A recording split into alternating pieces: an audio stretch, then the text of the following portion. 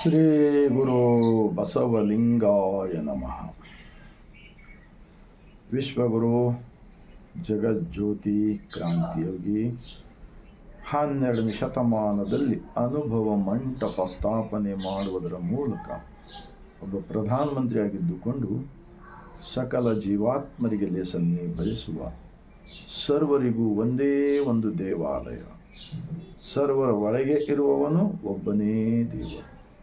ಇಂತಹ ದೇವನ ಕಲ್ಪನೆಯನ್ನು ಅನುಭವ ಮಂಟಪದ ಮೂಲಕ ಲಿಂಗ ಆಯತ ಧರ್ಮ ಸ್ಥಾಪಕರು ಆಗಿರ್ತಕ್ಕಂತಹ ಮಹಾತ್ಮ ಬಸವಣ್ಣನವರನ್ನು, ವಿಶ್ವಜ್ಯೋತಿ ವೀರ ವೈರಾಗ್ಯ ನಿಧಿ ಅಕ್ಕ ಮಹಾದೇವಿರವರನ್ನು, ಸಕಲ ಶಿವಶರಣರನ್ನು ಎನ್ನ ಹೃದಯ ಮಂದಿರದಲ್ಲಿ ನೆನೆಯುತ್ತಾ 150 ಕೋಟಿ ಭಾರತೀಯರಿಗೆ ಬಸವನಾಡು, ಶರಣರ ನಾಡು, ಅನುಭವ ಮಂಟಪ, ಬಸವ ಕಲ್ಯಾಣದ ಭೂಮಿಯಿಂದ ಈ ಮುಂಜಾನೆಯ ಸರ್ವರಿಗೂ ಶರಣು. ಒಂದು ನಿಜವಾಗಿರ್ತಕ್ಕಂಥ ದೇವನನ್ನು ಅರಿತುಕೊಂಡು ಸ್ವತಂತ್ರ ವಿಚಾರದಿಂದ ಬದುಕಲು ಬಸವಣ್ಣನವರ ವಚನವನ್ನು ಸ್ವಲ್ಪ ಆತ್ಮ ಅವಲೋಕನ ಮಾಡಿಕೊಳ್ಳೋಣ. ಕಣ್ಣೊಳಗೆ ಕಣ್ಣಿದ್ದು ಕಾಣಲೇ ಕರಿಯರೆ, ಕಿವಿಯ ಒಳಗೆ ಕಿವಿಯಿದ್ದು ಕೇಳಲೇ ಕರಿಯರೆ, ಘ್ರಾಣದೊಳಗೆ ಘ್ರಾಣವಿದ್ದು ಮೂಷಿಸಲೇ ಕರಿಯರೆ, ಜೀವೆ ಒಳಗೆ ಜಿಹಿವೆ ಇದ್ದು ರುಚಿಸಲೇ ಕರಿಯರೆ, ಸ್ಪರ್ಶದೊಳಗೆ ಸ್ಪರ್ಶವಿದ್ದು ಮುಟ್ಟಲೇ ಕರಿಯರಯ್ಯ, ಪ್ರಾಣದ ಒಳಗೆ ಪ್ರಾಣವಿದ್ದು ನೆನೆಯಲೇ ಕರಿಯರಯ್ಯ, ಕಾಯದ ಒಳಗೆ ಕಾಯವಿದ್ದು ಅರಿಯಲೇ ಕರಿಯರಯ್ಯ, ಪ್ರಾಣದ ಒಳಗೆ ಪ್ರಾಣವಿದ್ದು ನೆನೆಯಲೇ ಕರಿಯರಯ್ಯ. ಕೂಡಲ ಸಂಗಮ ದೇವಾ, ನೀನಿಕ್ಕಿದ ಅಣಕದ ಭೇದವನ್ನು भेदिसबारदु. महात्मा बसवण्णा जी का ये वचन अगर भारत के रहने वाले अगर सब समझ गए तो मानव निर्मित बाहर के जितने भी भगवान के बारे में भारत में जो वेस्ट फिरते हैं ना, waste petrol, waste diesel, waste हर चीज़ टाइम जो नुकसान कर लेता ना, वो सब नुकसान को बचाकर आराम से जहाँ हम जो गांव में हैं, जिस घर में हैं, वहीं पर ही भगवान का बारे में समझकर अपना अंदर का भगवान के साथ कनेक्शन लेकर ध्यान कर सकते हैं, धन्यवाद कर सकते हैं।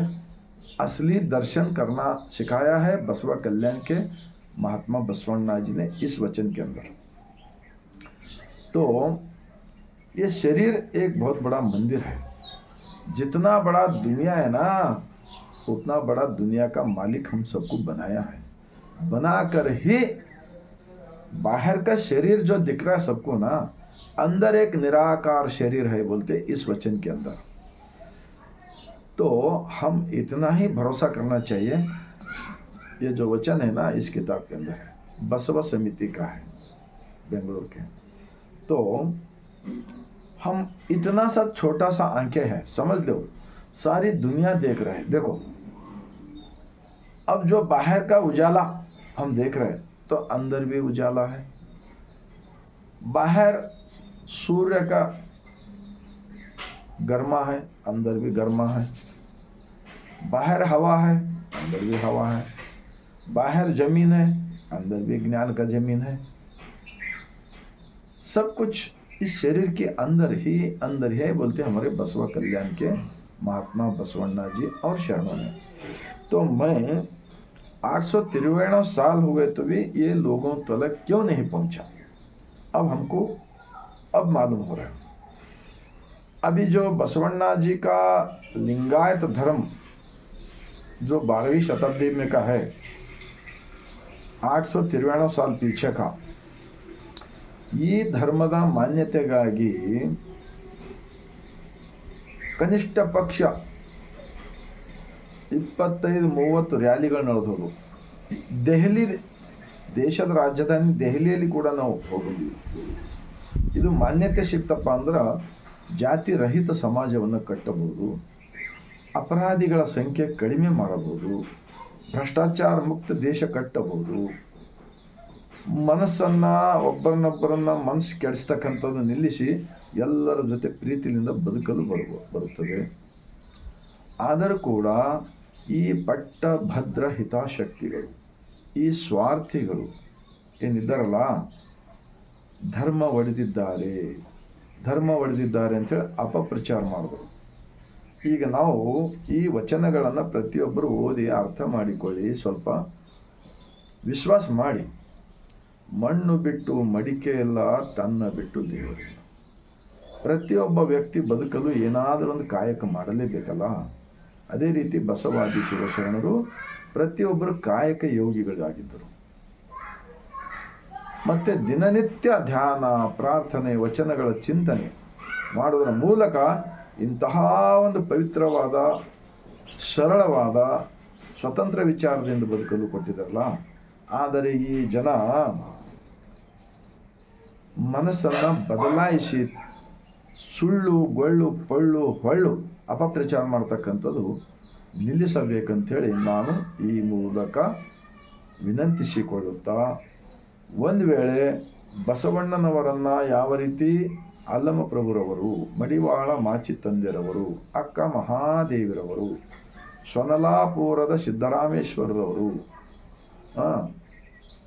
ಅಂಬಿಗರ ಚೌಡಯ್ಯನವರು, ಸತ್ಯಕ್ಕ ಸಂಕವ, ಕಾಶ್ಮೀರದ ರಾಜ ಮಹಾದೇವ್ ಭೋಪಾಲ್ ದಂಪತಿಗಳು, ಮಹಾದೇವಿ, ಅಫಘಾನಿಸ್ತಾನದಿಂದ ಸೂಫಿ ಸಂತ್, ಅವರೆಲ್ಲರೂ ಬಸವಣ್ಣನವರನ್ನು ಧರ್ಮಗುರು ಅಂಥೇಳಿ ಅವರವರ ವಚನಗಳಲ್ಲಿ ಉಲ್ಲೇಖ ಮಾಡಿದ್ದಾರೆ.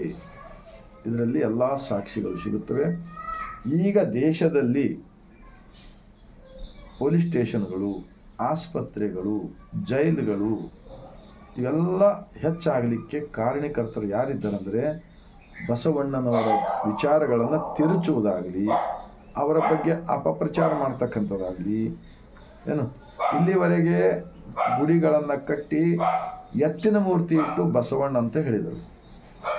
ಮತ್ತು ಬಸವಣ್ಣನವರ ಭಾವಚಿತ್ರದ ಜೊತೆ ಇದನ್ನೆಲ್ಲ ಹಾಕಿ ಅವುಗಳಿಗೆ ಅಜ್ಞಾನದ ಒಂದು ಫೋಟೋಗಳನ್ನು ಹಾಕಿ ದೇವರಂತ ಹೇಳಿ ವರ್ಣಿಸುವುದು, ಪ್ರಚಾರ ಮಾಡೋದು, ಬಸವಣ್ಣನವರನ್ನು ಲೆಫ್ಟ್ ಸೈಡಿಗೆ ಹಾಕಿ ಭಕ್ತರಂತ ಸುಳ್ಳು ಹೇಳ್ತಕ್ಕಂಥದ್ದು. ನಾನು ನಿಜಕ್ಕೂ ಇವರೆಲ್ಲರೂ ಬದಲಾಯಿಸಿಕೊಂಡರೆ ಒಳ್ಳೆಯದಿದೆ. ಒಂದು ವೇಳೆ ಅಂತರಂಗದ ಆತ್ಮ ಇಂತಹ ದೇಶದ್ರೋಹಿಗಳಿಗೆ ಒಲಿಯಲು ಸಾಧ್ಯವೇ ಇಲ್ಲ. ಬಸವ ಎಂಬ 3 ಅಕ್ಷರ ಅಲ್ಲಮಪ್ರಭುರವರು ಹೇಳ್ತಾರೆ, ಬ ಎಂಬಲ್ಲಿ ಎನ್ನ ಭವ ಹರಿಯಿತು, ಸ ಎಂಬಲ್ಲಿ ಸರ್ವಜ್ಞಾನಿ ಆದೆನು, ವ ಎಂದು ವಚಿಸುವಡೆ ವಸ್ತು ಚೈತನ್ಯಾತ್ಮಕನಾದೆನು. ಇಂತಿ ಬಸವಾಕ್ಷರ ತ್ರಯಂಗಳು ಎನ್ನ ಸರ್ವಾಂಗದಲ್ಲಿ ತೊಳಗಿ ಬೆಳಗುವ ಭೇದವನರಿತು, ನಾನು ನೀನು ಬಸವ ಎನ್ನುತ್ತಿದ್ದೇನೆಯ್ಯ ಗುಹೇಶ್ವರ. ನೋಡಿದರಾ? ಅದಕ್ಕೆ ನಾನು ಹೇಳ್ತಾ ಇದ್ದೀನಿ, ಈಗ ಒಂದು ಅರ್ಧ ನಿಮಿಷ ಲಿಂಗ ಧ್ಯಾನ.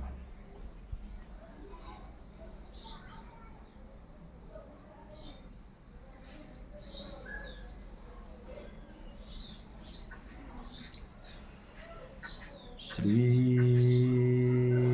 ಗುರು ಬಸವಲಿಂಗಾಯ ನಮಃ.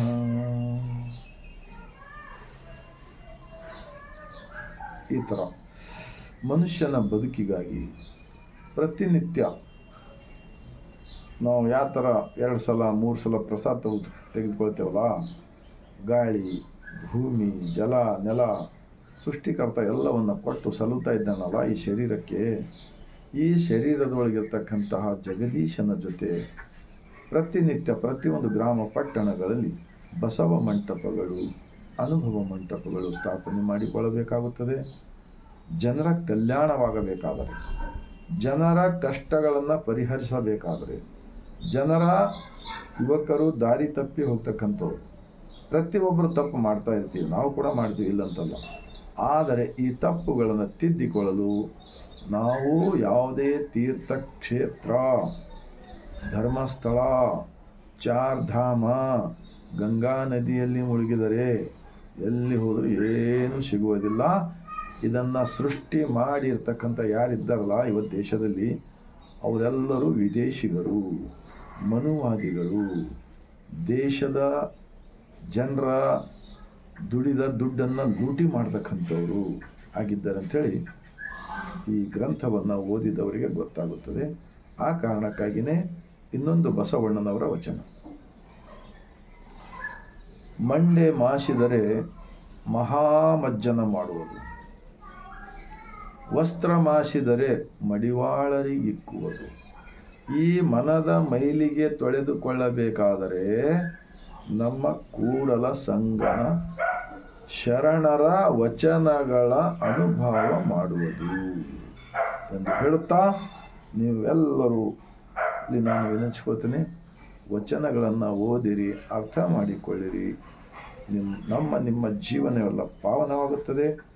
ಇಡೀ ಭಾರತ ದೇಶದಲ್ಲಿರ್ತಕ್ಕಂತಹ ಎಲ್ಲ ಸಮಸ್ಯೆಗಳಿಗೂ ಪರಿಹಾರ ಸಿಗುತ್ತದೆ ಎಂದು ಹೇಳುತ್ತಾ, ಮತ್ತೊಮ್ಮೆ ಬಸವನಾಡಿನಿಂದ ಸರ್ವರಿಗೂ ಬಾಗಿದ ತಲೆ ಮುಗಿದ ಕೈಲಿಂದ ಶರಣು.